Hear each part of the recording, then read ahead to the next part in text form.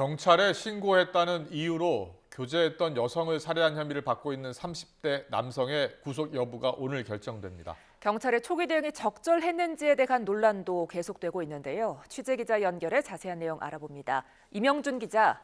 네, 사회부입니다. 네, 영장 실질 심사 몇 시에 열립니까?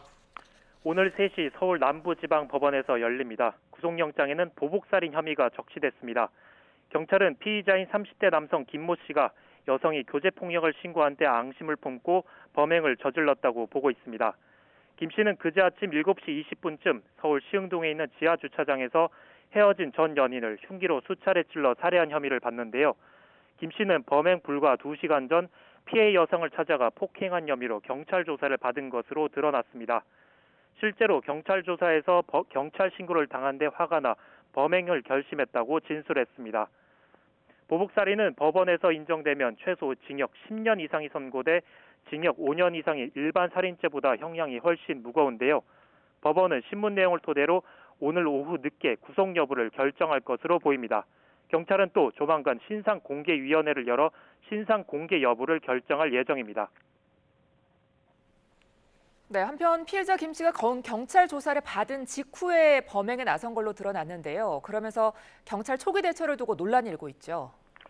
네, 경찰은 같은 날 새벽 6시쯤 조사를 마친 뒤 피의자 김 씨를 돌려보냈습니다. 단순 연인 사이의 다툼으로 보고 접근 금지 조치와 같은 피해자 보호 조치를 전혀 하지 않은 건데요.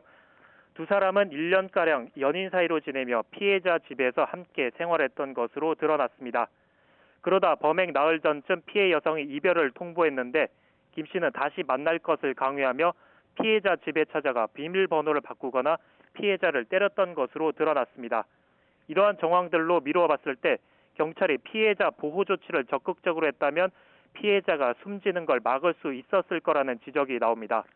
현행법상 스토킹 처벌법이나 가정폭력 처벌법은 가해자에 대한 접근 금지 등 긴급 응급 조치를 할 수 있는데요. 그러나 경찰은 김 씨에게 접근 금지 명령을 내릴 법적 근거가 없었다는 입장입니다. 연인 관계일 뿐 결혼할 의사가 없다거나 가해자 처벌을 원하지 않는다는 등 피해자 진술을 토대로 검토했을 때 긴급 응급조치 요건에 부합하지 않았다는 겁니다.